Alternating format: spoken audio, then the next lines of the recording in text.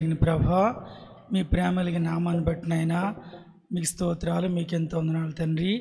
నీ పరిశుద్ధులతో నేను కూడా చేరి ప్రభా తండ్రి మిమ్మల్ని ఆరాధించడానికి ఇచ్చిన భాగ్యాన్ని బట్టి మీ స్తోత్రాలు నాయన. ఆరాధన వర్తమానం ద్వారా ప్రభా మీరు మాకేమై అన్నారో మేము గ్రహించి ప్రభా మిమ్మల్ని ఆరాధించే భాగ్యాన్ని మాకు ఇవ్వండి ప్రభా. మీ గుణ లక్షణాలను తండ్రి మీ బిడ్డలకు అర్థమయ్యే రీతిలో చెప్పడానికి నాకు కావాల్సిన ఆత్మనింపుదలను ప్రభా అనుగ్రహించవలసింది వేడుకుంటున్నాం ప్రభా. తండ్రి మీ కంట్రోల్లో ఉంచుకోవాల్సింది వేడుకుంటున్నాను తండ్రి. విరించిన బిడ్డలకి మీరు తోడేడి నడిపించండి ప్రభా. ఎవరిలోనూ తండ్రి అటు ఇటు తిరుగులాడు మనసు లేకుండా తండ్రి మీరు ఏం మాట్లాడుతారో వినాలన్న ఆశ కలిగి ఉంటే భాగ్యం దయచేయండి అని మీ స్తోత్రాలు. మీ సన్నిధిని మీ ప్రసన్నతను ప్రభా మాతో ఉంచి మమ్మల్ని బలపరచమని ప్రభా, మీ కృపలో మమ్మల్ని భద్రపరచమని, ఇంకా వస్తున్న బిడ్డలు తండ్రి క్షేమంగా రావడం సహాయం చేయండి అయినా. వారి వాహనాల చుట్టూ మీ కాపుదల నుంచి బలపరిచి నడిపించి సహాయం చేయమని క్రీస్తు ప్రభు వారి పేరు వేడుకొంచున్నాను తండ్రి, ఆమేన్. నహుము గ్రంథము 768 పేజీ, పాత నిబంధన 768 పేజీ. నహుము గ్రంథము 1వ అధ్యాయము 1 నుండి 7 వచనాలు మనము మార్చి చదువుకుందాము. పాత నిబంధన 768 పేజీ నహుము.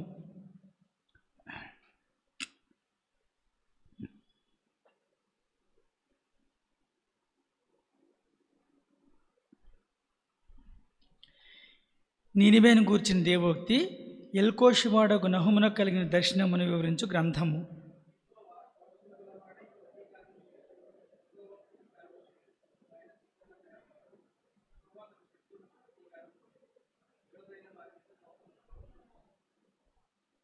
యెహోవా దీర్ఘశాంతుడు, మహాబలము గలవాడు, ఆయన దోషులను నిర్దోషులుగా ఎంచడు. యెహోవా తుఫానులో నుండి సుడిగాలిలోనూ వచ్చేవాడు, మేఘములు ఆయనకు పాదధూళిగా నున్నవి.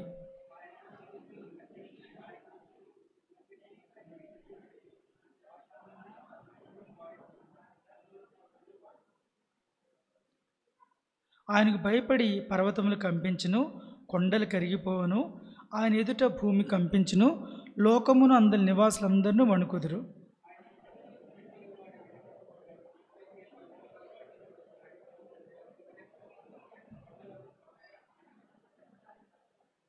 యెహోవా ఉత్తముడు, శ్రమదినమందు ఆయన ఆశ్రయదుర్గము, తన యందు నమ్మికించేవారిని ఆయన ఎరుగును. ఈ గ్రంథంలో మనము దేవుని యొక్క గుణ లక్షణాలు చూసే ముందు ఒకసారి బ్యాక్గ్రౌండ్ మనం చూద్దాము.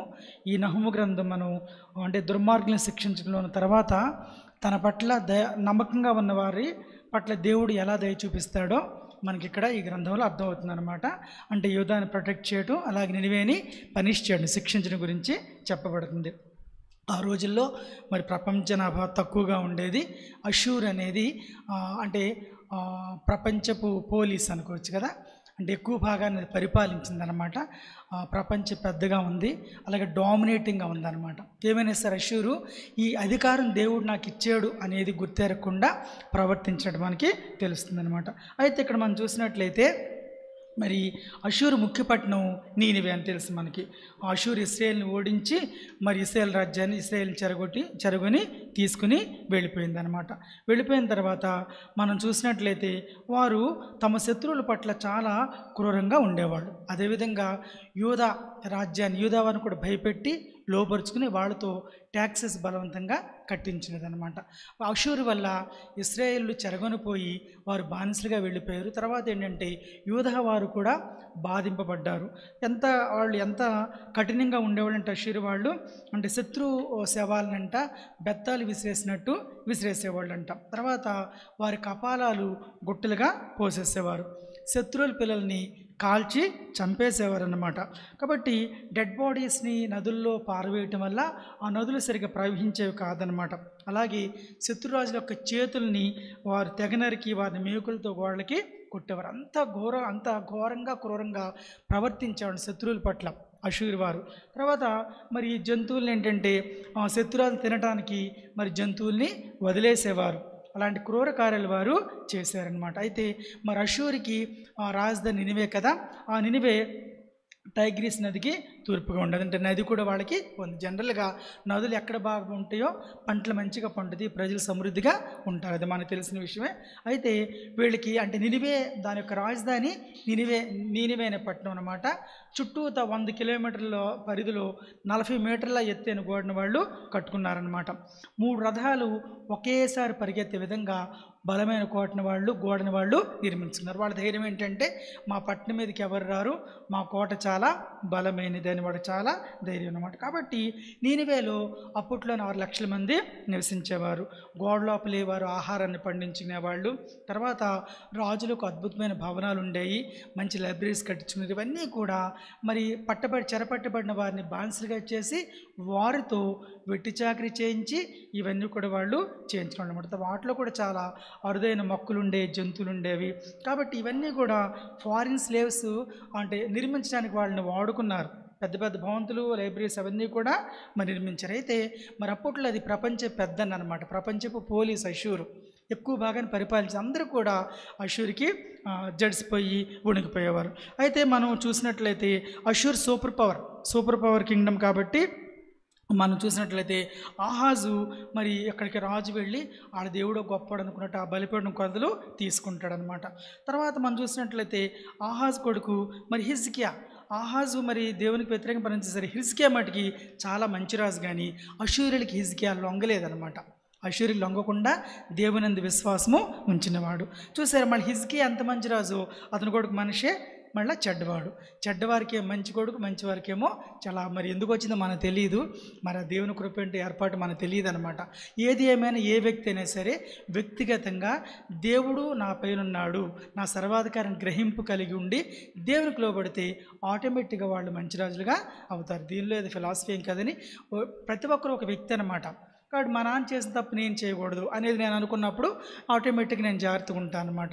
నేను జాగ్రత్తగా ఉన్నప్పుడు నా తప్పులు మా అబ్బాయి తెలియపోతే ఆటోమేటిక్ చేస్తాడు, తెలిసింది అది. అంటే వ్యక్తులు ఎవరైతే దేవునికి లోబడి వారు అట్లా దేవునికి అర్పించుకుని ఆయన మార్గంలో జీవిస్తారో వాళ్ళ పక్షాన్ని దేవుడు తప్పకుండా కార్యాలు చేస్తాడు. ఇది హిజ్కియా మటుకి మంచివాడు, అషూరులకి ఏమాత్రం లోబడలేదు, వ్యతిరేకంగా ఉన్నాడనమాట. అయితే అతను ఎలా బెదిరించాడు మనం చూసినట్లయితే దేవుడు ఎందుకు మనం చూసినట్లయితే ఆ రాజు సన్హెరీబు రబ్షాకేని పంపించి ఎలాగా మనం చేసాడు మనం చూసినట్లు ఒకసారి చూడండి. హిజ్కియా రాజుని భయపెట్టేశాడు. 2వ రాజులు 19వ అధ్యాయం 11వ వచనం. హిజ్కియా దేవునిలో పడి జీవిస్తుంటే అషూర్ రాజు చాలా గర్వంగా మాట్లాడాడనమాట. సన్హెరీబు రబ్షాకేని పంపించాడు. 2వ రాజు 19:11.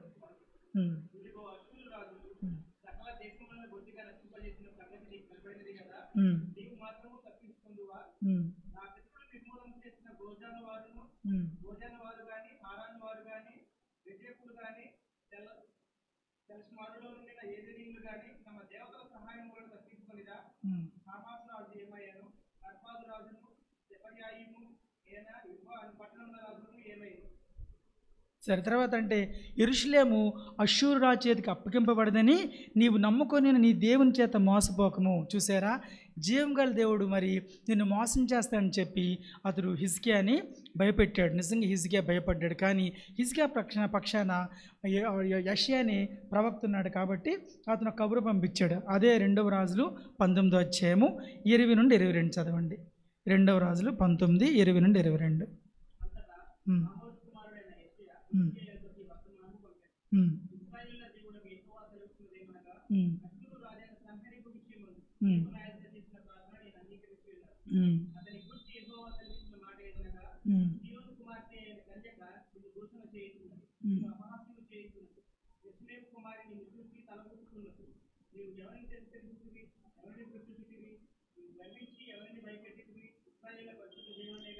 మనం చూసినట్లయితే యెషయా హిజ్కియాని ధైర్యపరిచాడు అనమాట. ఏం భయపడొద్దని చెప్పి ప్రవక్త ధైర్యపరిచి అంటున్నాడు కదా, నువ్వు ఎవరిని తిరస్కరించితివి, ఎవరిని దూషించితివి, నువ్వు గర్వించి ఎవరిని భయపెట్టితివి, ఇశ్రాయేలు పరిశుద్ధ దేవునినే కదా. అంతగా చేశాడు. కాబట్టి అష్షూరు రాజుకి కలిగిన శిక్ష సన్హెరీబుకి ఎలాంటి శిక్ష కలిగిందో మనం ఒకసారి చూద్దాము. 2వ రాజులు 19వ అధ్యాయము 35-36 నేను చదువుతాను, కింద వాడికి అర్థమవుతామని బైబిల్ లేకపోతే. అంత భయపెట్టాడు కాబట్టి ఆ రాత్రి యెహోవా దూత బయలుదేరి అష్షూరు వారి దండిపేటలో వచ్చి 185,000 మందిని హతం చేశాను. ఉదయమున జనులు లేచి చూడగా వారందరిని మృతకళేవరంలో ఉండిరి.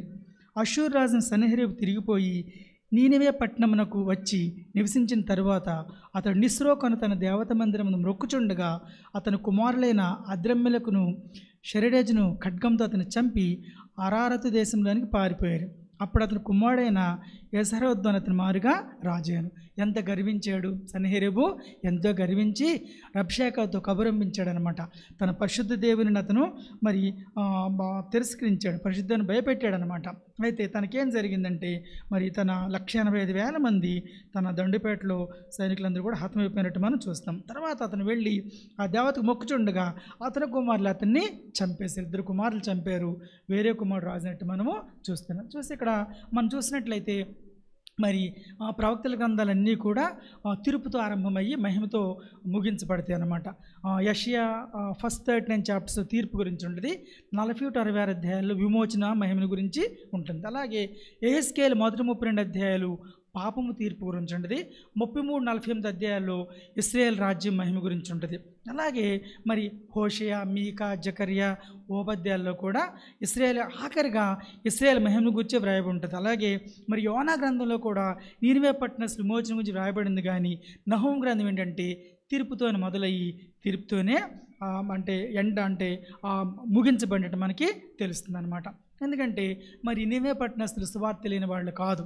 యోనా ద్వారా దేవుడు సువార్తను పంపించినప్పుడు వాళ్ళందరూ రాజుతో సహా పశ్చాత్తాపడి మారుమనసు పొందినవారు. కానీ కాలక్రమేణా ఏం జరిగిందంటే ఆ జీవం గల దేవునికి సువార్త తల్లిదండ్రుల పిల్లలకి అందించిపోవటం వల్ల ఆటోమేటిక్గా వారిలోకి విగ్రహారాధన, చిల్లంగితనము, నరహత్య అవన్నీ ఎంటర్ అయిపోయినాయి అనమాట. అక్కడికి దేవుడు హీ వెయిటెడ్ ఫర్ 150 years, 150 సంవత్సరాలు దేవుడు వెయిట్ చేశాడనమాట.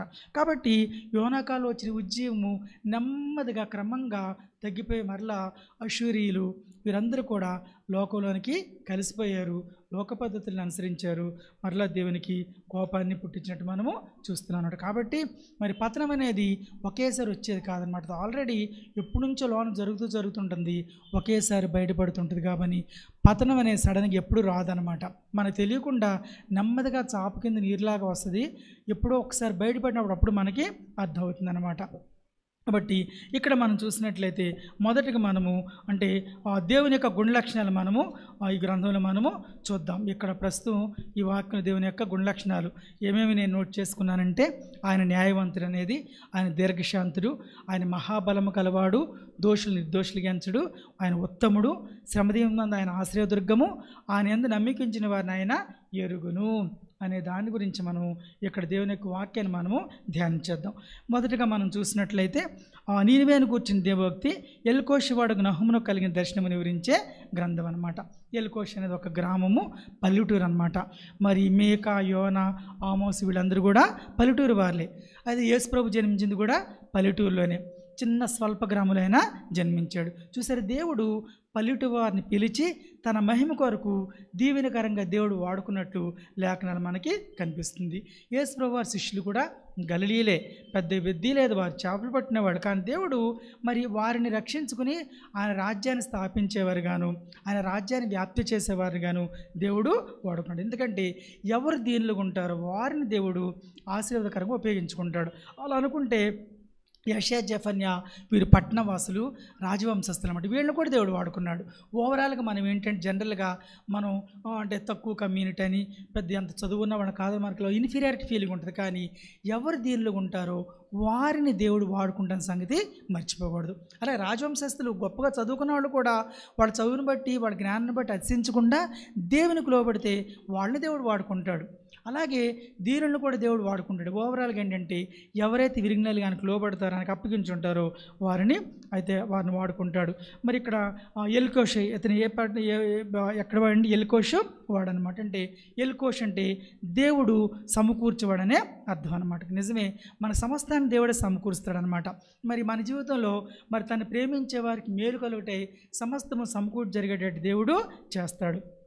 ఎందుకంటే మరి పరలోకలు ఉన్నవి కానీ భూమి మీద ఉన్నవి కానీ క్రీస్తునందు ఏకంగా సమకూర్చవలనని జగత్తు పునాది వేయబడక మునిపే తనలో తాను నిర్ణయించుకొని మరి ఆయన తన చిత్తానుసారముగా చేసి నిర్ణయం చొప్పున సమస్త కార్యాలనైనా జరిగించేవాడుగా ఉన్నాడు. కాబట్టి ఆ ఎల్కోష్ అంటే ఆదరణ, తర్వాత ఎల్కోష్ అంటే సమకూర్చేవాడు, నహుము అంటే ఆదరణ అని అర్థం అనమాట. నహుము ఇశ్రాయేలులకి ఆదరణకరంగానే ఉన్నాడనమాట. ఇశ్రాయేలు యొక్క బద్ధశత్రులైన అష్షూరుల్ని నాశనం చేయడానికి గురించి అతను ప్రకటిస్తున్నట్టు మనకి అర్థమవుతుంది. నిజమే, దేవుడు ఆదరణకర్త. నెహెమ్యా కూడా అంటే ఆదరణ. ఆయన కూడా మరి జనులను ఎంతో ఆదరించిన వాడుగా ఉన్నాడు. ఇక్కడ మనం ఇప్పుడు 2-7 వరకు దేవుని యొక్క గుణలక్షణాలు మనము చూద్దాం. అయితే ప్రవక్తలు దేవుని యొక్క గుణలక్షణాలని విశేషంగా వివరించారు. ఎలా మనం చూసినట్లయితే యెషయా గ్రంథంలో దేవుని యొక్క పరిస్థితిని గురించి చెప్పాడు. అలాగే హోషేయ గ్రంథంలో దేవుని ప్రేమ గురించి చెప్పబడింది. యోనాలో దేవుని యొక్క దయని గురించి, కనికరం గురించి చెప్పబడింది. కీర్తన గ్రంథంలో అయితే ఆయన నీతి న్యాయాలు, పరిశుద్ధత, కృప, కరుణ, వాత్సల్యము అవన్నీ కూడా మనకి అర్థం. అయితే ఈ నహుము గ్రంథంలో మనకి ఏమర్థమవుతుందంటే, మనకు చూడటానికి 2వ వచనం కఠినంగా అనిపిస్తుంది కానీ ఆయన న్యాయమూర్తి. 2వ వచనాన్ని మనం ఎలాగ అర్థం చేసుకోవచ్చు అంటే చూడండి, యెహోవా రోషం గలవాడై ప్రతీకారం చేయవాడు, యెహోవా ప్రతీకారం చేయను, ఆయన మహోగ్రత గలవాడు, ఆయన తన శత్రువులకు ప్రతీకారం చేయను, తనకి విరోధులైన వారి మీద కోపం ఉంచుకోను. దీని అర్థం ఏంటంటే ఆయన న్యాయమూర్తి అనమాట. ఆయన న్యాయమూర్తి అంటే ఆయన న్యాయం యొక్క లక్షణం ఏంటంటే పాపానికి శిక్ష విధించడం అన్నమాట. కాబట్టి ఈ సత్యాన్ని మనం విశేషంగా ఈ గ్రంథంలో మనము చూస్తున్నాం అన్నమాట. చూసారా, యెహోవా రోషం గలవాడే ప్రతీకారం చేయననేది ఆయన యొక్క న్యాయ చట్టాన్ని వివరిస్తుంది. అంతేగాని 2వ వచనాన్ని మనము ఏమాత్రం అపార్థం చేసుకోవడానికి లేదనమాట. ఆ న్యాయ చట్టాన్ని అది వివరిస్తుంది. అయితే మనం చూసినట్లయితే దేవుడు వెలుగై ఉన్నాడు, ఆయన యందు చీకటి ఏమాత్రం కూడా లేదు. దేవుడు ప్రేమ స్వరూపి కాబట్టి, వెలుగు కాబట్టి ఆయన ఏం చేస్తాడంటే మరి ఆయన పాపాన్ని ద్వేషిస్తాడు. వ్యక్తులు కావచ్చు, దేశాలు కావచ్చు, ఆయన ఆ వెలుగుని ఆ వ్యక్తి మీద, ఆ దేశం మీద మరి ప్రసరింపజేసినప్పుడు వాళ్ళ పాపాలన్నీ కూడా బట్టబయలు అవుతాయి అన్నమాట. ఆయన వెలుగైన దేవుడు కాబట్టి ఆ వెలుగును ప్రసరింపజేసినప్పుడు ఆ పాపాలన్నీ కూడా బట్టబయలు అవుతాడు. ఎందుకంటే ఆయన నీతిమంతుడు, పరిశుద్ధుడు కాబట్టి ఆయన పాపాన్ని భరించలేడు. ఆయన పాపాన్ని తప్పకుండా తీర్పిస్తాడు. ఈ 150 సంవత్సరాల్లో వీరేమాత్రం పశ్చాత్తాపడలేదు కాబట్టి, అయితే ఎవరైతే పశ్చాత్తాపడతారో, వారిని మార్చబడటానికి ఇష్టపడతారో వారిని ఆయన కనికరాన్ని ఆశిసి తప్పకుండా రక్షిస్తారు. అయితే మరి వీళ్ళు ఆ మాత్రం లెక్క చేయకుండా పట్టించుకోకున్నారు కాబట్టి దేవునికి శిక్ష వారి మీదకి వస్తుందన్నమాట. కాబట్టి దేవుడు మనకి ఆయన న్యాయమూర్తి కాబట్టి, ఆయన ప్రతీకారం తీరుస్తారు కాబట్టి మనము అంటే దేవుని యందు విశ్వాసంతో భయభక్తులతో తీర్చాలి. అయినా మరి పగ తీర్చే దేవుడు అనమాట. మనం పగ తీర్చుకోవడం కాదు కానీ దేవుని ఉగ్రతకి మనం చోటు ఇవ్వాలి. పగ తీర్చుట ఆయన పని, ఆయనే ప్రతిఫలం ఇస్తాడు. మన కీడు చేసిన వారికి మన చేతులుగా ఆయన ప్రతిఫలము ఇస్తాడనమాట. అందుకే ఒకసారి ఆమోస్ గ్రంథము 5వ అధ్యాయము 14-15 వచనం ఒకసారి చదవండి. ఆమోస్ 5:14-15 వచనాలు.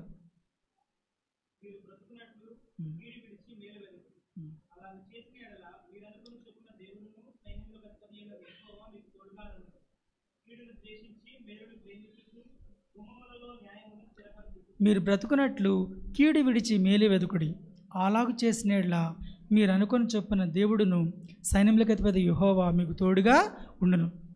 కీడుని ద్వేషించి మేలునైనా ప్రేమించండి. మన జీవితాల్లో కూడా ఇతరులు మనకి కీడు చేసినప్పుడు మనం అది తిరిగి చేయాలని కాదు కానీ దేవునికి అప్పచెప్పుకుంటే దేవుడు వారి ప్రతీకారం తీరుస్తాడు. మన హృదయం నెమ్మదిగా ప్రశాంతంగా ఉంటుంది.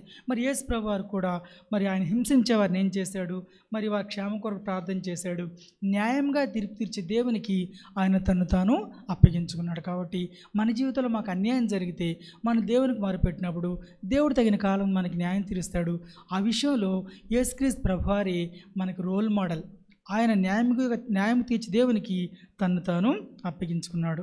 కాబట్టి ఆయన అడుగుజాడలో మనం నడవాలని దేవుని యొక్క వాక్యం మనకి సెలవిస్తూ ఉందన్నమాట. తర్వాత మనం చూసినట్లయితే 3వ వచనంలో యెహోవా దీర్ఘశాంతుడు, మహాబలము గలవాడు, ఆయన దోషులను నిర్దోషులుగా ఎంచడు. చూసారా, ఆయన దీర్ఘశాంతం గలవాడు కాబట్టే మన పట్ల ఆయన ఎంతో ఓర్పును కలిగి ఉన్నాడు. అనేకసార్లు మనము క్షణక్షణం తప్పే వరకు ఉన్నాము. ఈరోజు మంచిగా ఉంటే దేవునిలో ఇంకో రోజు తప్పవుతాం అనమాట. ఈరోజు క్షమిస్తే మళ్ళీ రేపు మనం క్షమించలేము. మరలా మన హృదయం వాడి మీద ఎలా రివెంజ్ తీర్చుకోవాలా, ఎలా తిరిగి ఆడికి అప్పచెప్పాలా అనే మైండ్తో ఉంటాం. ఒకరోజు బాగుంటే ఇంకో రోజు మనం సరిగా ఉండవు అనమాట. అయితే దేవుడు మన పట్ల దీర్ఘశాంతాన్ని వహిస్తున్నాడు అనమాట. అయితే అనేక మంది మరి సంఘానికి వస్తున్నారు, ఇంకా మరి మారుమనసు పొందకుండా ఎవరు ఉన్నారా? దేవుడు మీ పక్షాన్ని దీర్ఘశాంతం వహిస్తున్నాడు. ఇంకా అనేక మంది మారుమనసు పొందాలని దేవుడు తన రాకడ ఆలస్యం చేస్తానమాట. దేవుని రాకడ ఆలస్యం అవుతుందంటే దానికి కారణం ఏంటంటే ఇంకా మారుమనసు పొందని వారు ఉన్నారనేది మనకి ఇక్కడ అర్థమవుతూ ఉందన్నమాట. అయితే మనం చూసినట్లయితే మరి ప్రభు యొక్క దీర్ఘశాంతము మరి రక్షణార్థమైనదని మనం ఎంచుకోవాలన్నమాట. నిజమే, ఆయన న్యాయం చూస్తే మనల్ని ఎప్పుడు ఆయన నిర్మూలం కావాల్సిన వారే, కానీ ఆయన కృపగలవాడు కాబట్టి ఆయన వాత్సల్యత ఎడతెక్కగా నిలుస్తుంది కాబట్టి మనం నిర్మూలం కావట్లేదన్నమాట. కొన్ని విషయాల్లో మనం ప్రభువుని అంగీకరించిన తర్వాత కూడా కొన్ని మన ప్రభు కొరకు విడిచిపెట్టకుండా అలాగే ఉంటున్నాము. ప్రభువుకి ఇష్టమైన వాటిని విడిచిపెట్టి మనం అలాగే ఉంటున్నాము. అయినప్పటికీ దేవుడు మన పక్షాన మరి దీర్ఘశాంతం వహిస్తున్నాడు కాబట్టి ఆయన వాత్సల్యంలో మనము నిర్మూలం కాకుండా ఉంటున్నాను. నిజమే, మన దోషాలను కనిపెట్టి చూస్తే ఆయన ఎదుటి ఎవరు నిలవలేరన్నమాట. ఎందుకంటే మరి జనులు ఆయన నందు భయభక్తులు నిలిపినట్లు ఆయన దగ్గర కృప దొరుకుతుంది. ఆయన కృప అనుకుంటాము దేవుడు దీర్ఘశాంతం గలవాడు, కానీ ఆయన దీర్ఘశాంతానికి కూడా ఒక లిమిట్ ఉంటుందన్నమాట. మన ప్రభువుని అంగీకరించి ప్రభు కొరకు జీవిస్తున్నా సరే కొన్ని మనం ప్రభు కొరకు విడిచిపెట్టకపోతే దానికి తగిన శిక్ష, దాని తగిన ప్రతిఫలము మనం తప్పకుండా అనుభవించాల్సిందే. ఊరుకుంటాడు, తగిన శిక్ష దేవుడు తగినప్పుడు వేస్తాడనమాట. కాబట్టి మారు మనసు పొందిన వారికే కాదని మారు మనసు పొందిన మనకు కూడా మరి కొన్ని విషయాలు ప్రభు కొరకు త్యజించలేని విషయాలు మరి అట్లా ఉంచుకుంటే దానికి తగిన ప్రతిఫలం మనం అనుభవించాలి. అయితే మనం చూసినట్లయితే దేవుడు క్షమించడానికి సిద్ధ మనసు కలిగిన వాడని సంగతి మనం ఎప్పుడు కూడా మర్చిపోయాడు. తర్వాత మనం దీనిలో చూసినట్లయితే ఆయన మహాబలము కలవాడు, ఆయన బలానికి ఏమాత్రం కూడా మితి లేదు, ఆయన సర్వశక్తి మంత్రి అనమాట. నిజంగా ఆయనకు అసాధ్యమైనది ఏమైనా ఉందా? ఎంత ఘోర పాపినైనా సరే పరిశుద్ధులుగా అయినా మార్చేవాడు, పరిస్థితిలో నిలబెట్టేవాడు, ఆయన పరిస్థితులు నడిపించేవాడు అనమాట. ఎంత ఘోర పాపినైనా సరే. మనం చూసినట్లయితే మాకు తెలిసిన ఒక ఆంటీ కొత్త కాలనీ, అది కలెక్టర్ బంగ్లా వెనక అనమాట. ఫస్ట్ అక్కడికి వెళ్ళినప్పుడు ఒక ఆయన తీసుకొచ్చి ఆ కాలేలో వినాయకుడి విగ్రహాన్ని నిలబెట్టాయంట. చాలా ఏడ్చి ప్రార్థన చేసింది అనమాట. అతని గురించి ప్రార్థన చేస్తే నిజంగా మారు మనసు పొందాడు. ఎవరైతే వినాయకుడి విగ్రహాన్ని నిలబెట్టాడో అతను మారు మనసు పొందాడు అనమాట. చూసి దేవుడు తన కార్యాలు చాలా గొప్ప కార్యాలు దేవుడు తప్పకుండా చేస్తాడంట. మాకు తెలిసిన ఒక పాప దేవుని నమ్ముకుంది, ఒక క్రైస్తవుని చేసుకోవడానికి ఇష్టపడింది అనమాట. ఆ పెళ్లిలో వాళ్ళ అన్న మాట ఏంటమ్మా, ఆ ఊరిలోకి ఆంజనేయుడు గుడి కట్టించిన వాళ్ళ నాన్న బ్రతుకుంటే ఈ అమ్మాయి పెళ్ళే జరిగేది కదని చెప్పిందంట. ఆ ఊరు ఆయన చెప్పే విగ్రహంతో నింపేశాడు. ఆయన విగ్రహం తీసుకొచ్చి గుడి కట్టించాడు. కానీ ఆయన కుమార్తె దేవుడు మాట్లాడడం సత్యాన్ని తెలుసుకుంది, నిలబడి క్రైస్తవుడిని దేవుని అతను అమ్మాయి పెళ్లి చేసుకుందన్నమాట. దేవుడు ఎంత అద్భుత కార్యాలు చేస్తాడు, ఎంత ఆశ్చర్య కార్యాలు చేస్తాడు. ఆయన బలమైన దేవుడు అనమాట. పౌలుపేట్ల ఇస్సాక్ గారని ఒక రాజుగారికి అవతల కాలవతలు ఉంటారు, సువార్త చెప్తుంటే విన్నట్టు విని ఏదో అరుణాచలంలో ఒక దేవుడిని తీసుకొచ్చి ఆ గుడి పెట్టాడు అనమాట.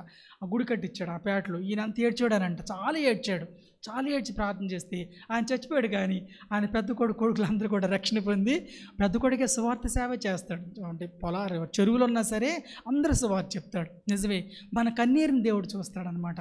వారు కాకపోయినా వారి తర్వాత వారి పిల్లల్ని దేవుడు ఎందుకంటే దేవుడు బలము గలవాడు, దేవుడు శక్తి గలవాడు. మన కన్నీరు చూసి ఆయన అద్భుతంగా కార్యాలు చేశాడు. కాబట్టి ఎంత ఘోర పాపినైనా సరే దేవుడు పరిస్థితులుగా మార్చి పరిస్థితులు నిలబెడతాడు, పరిస్థితులు నడిపిస్తాడు, కాపాడేవాడు కూడా ఆయన అనమాట. కాబట్టి మరి ఆయన పరిశుద్ధి గలవాడు కాబట్టి దోషులు నిర్దోషులు ఎంచడం అనమాట. మరి అపవిత్రత ఆయన ఏమాత్రం కూడా సహించలేడు. కాబట్టి మరి ఇక ఎలాంటి పరిస్థితి అయినా సరే ఇక మనకి నో అదర్ వే అనమాట. పరిశుద్ధంగా జీవించడం తప్ప మనకి no other way. We are bound to live a holy life అన్న సంగతి బిలీవర్స్గా మనం ఇప్పుడు కూడా మర్చిపోడు. పరిశుద్ధి అంటే ఏదో శారీరక పాపసంబంధం అదే కాదనమాట. ద్వేషాన్ని ఉంచుకోకూడదు, కోపాన్ని ఉంచకూడదు, పగనుంచకూడదు. అది కూడా పరిస్థితి కింద వస్తాయన్నమాట. మనం ఏదో సెక్షువల్ థాట్స్ లేకుండా పరిస్థితి కాదు, కానీ ఇవన్నీ కూడా పరిస్థితి కింద వస్తాయి. కాబట్టి మరి మనం ఇక పరిస్థితులుగా జీవించడం మనకి ఎంతో శ్రేష్టం అనమాట. అయితే మరి మనం ఎదుట అంటే మనము ఆయన ఎదుట నిర్దోషంగా ఉండటం పెద్ద సాధ్యం కాదు. ఎందుకంటే ఆయన దూతల్లోనే లోపానికి అనుకుంటున్నాడు అనమాట. మరి అంటే మరి ఆకాశ వైశాల్యం కూడా ఆయనకి పవిత్రమైనది కాదు, కానీ మరి దేవునికి అప్పచెప్పుకుంటే ఆయన మనల్ని ఏం చేస్తాడంటే తప్పకుండా మనల్ని ఆయన పరిశుద్ధులుగా తీర్చి మనల్ని నడిపించేవాడిగా ఆయన ఉంటాడనమాట. ఇక్కడ మనం చూసినట్లయితే దేవుడు అంటే బలవంతుడు అనే దాన్ని మనం చూసినట్లయితే తర్వాత యెహోవా తుఫానులోను సుడిగాలోను వచ్చేవాడు, మేఘములు ఆయనకు పాదధూళిగా ఉన్నాయి. చూసారా? కీర్తన 169 ఒకసారి చదవండి. కీర్తన 169.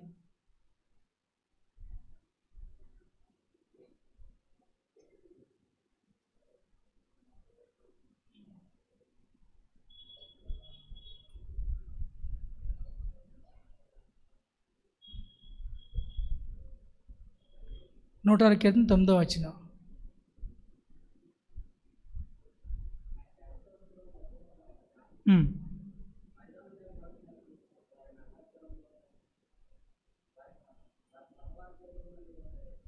సరే, ఎర్ర సముద్రాన్ని గద్దించాడు, అది 6 నెలలు అయిపోయింది.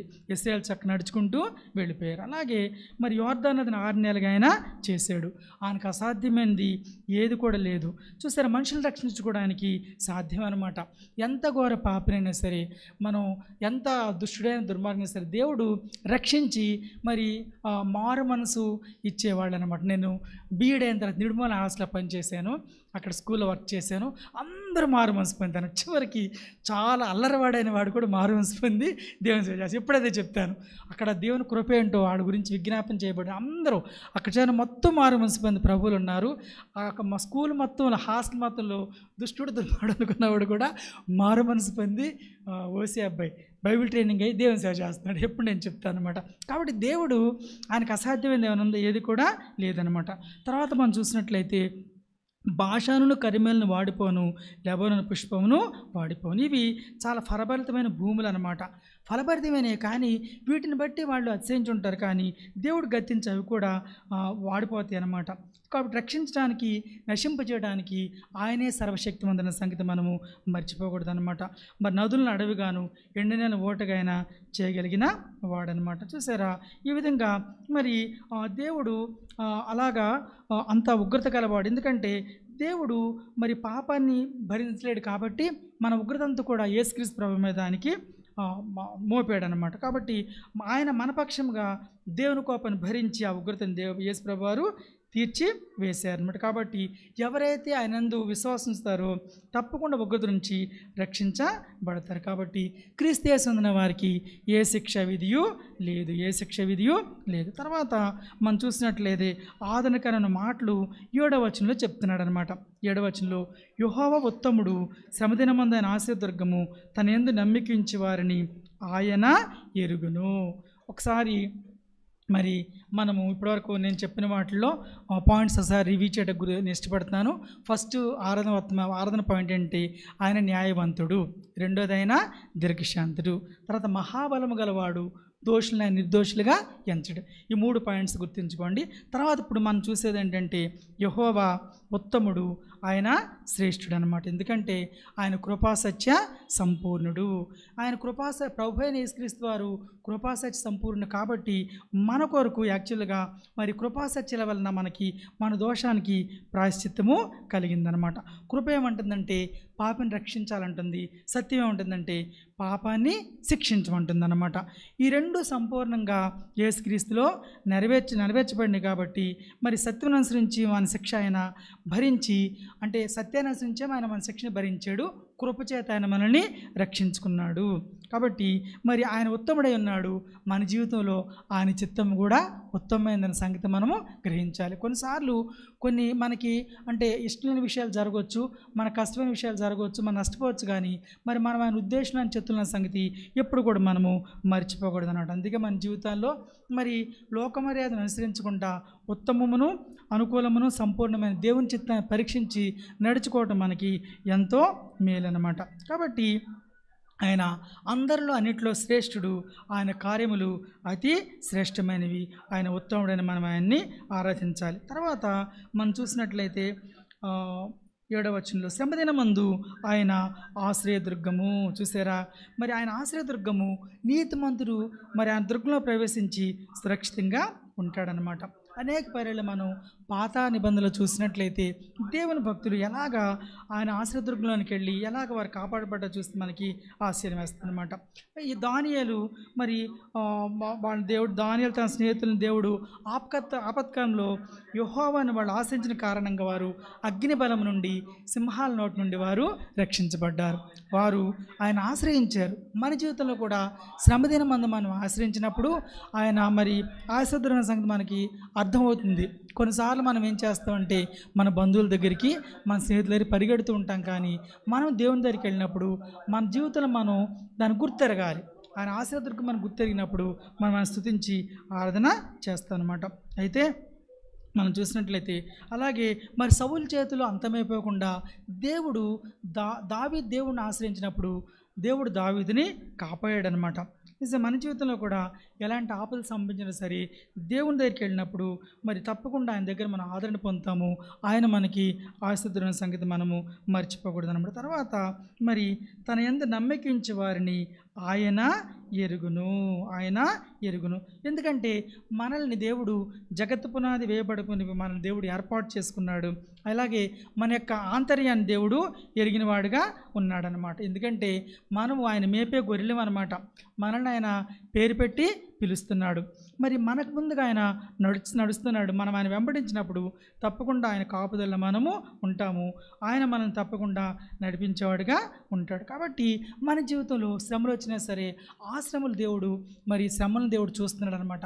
ఆయన నమ్మదగిన వాడు కాబట్టి తప్పకుండా మన పక్షాన్ని నుండి మరి మన పక్షాన్ని కార్యం చేసేవాడు ఉంటాడు. ఒకవేళ దేవుని కొరకు చచ్చిపోవాలి అనే ఉద్దేశం ఉంటే దేవుడు ఎలా చేస్తాడు. కానీ ఆ చనిపోయిన హత్సాక్షుల రక్తం ద్వారా ఇంకా అనేక మంది మరలా తిరిగి పుట్టేవారుగా ఉంటారు. కాబట్టి మనం ఏంటంటే మన శ్రమల్లో ఆయన నమ్మదగిన వాడు కాబట్టి మనం ఆయన నమ్మికించితే తప్పకుండా ఆయన మనల్ని ఏరికి మనకి సహాయం చేసేవాడుగా ఉన్నాడనమాట. కాబట్టి ఈ విధంగా మరి తన యందు విశ్వాసించిన వారిని ఆయన ప్రేమించును అన్న సంగతి ఎప్పుడు కూడా మనము మరిచిపోకూడదు. కాబట్టి ఆయన మన ప్రవర్తన ఎరిగినవాడు కాబట్టి ఆయనకి మనము అంటే లోబడి కృంగిపోకుండా ఆయనకి మనం లోబడి జీవించినప్పుడు ఆయన తప్పకుండా మనల్ని మరి నిలబెట్టి బలపరిచేవాడు ఉంటాడన్న సంగతి మనము మర్చిపోకూడదు. చూసారా, ఎంతో శ్రమపడ్డ ఇశ్రాయేలు వారందరికీ కూడా ఆదరణ వర్తమానాన్ని దేవుడు ఇస్తున్నాడు. అలాగే యూదా వారిని అషూరీయులు భయపెట్టేసి అషూరు రాజు భయపెట్టి అతడు వీళ్ళ దగ్గర బలవంతంగా పన్ను వసూలు చేశాడనమాట. నిజంగా అతను భయపెట్టినప్పుడు సన్హెరీబు రబ్షాగే ద్వారా భయపెట్టినప్పుడు హిజ్కియా కూడా వణికిపోయాడనమాట. కానీ దేవుడు యెషయా ద్వారా దేవుడు హిజ్కియాని మరి బలపరచడం మనం చూస్తాం. మన జీవితాల్లో కూడా అనేక అంటే సాధారణ మనం భయపడతాడు, శత్రువులు మనం భయపడతారు, కానీ మనం వణికిపోతాం. It's very natural.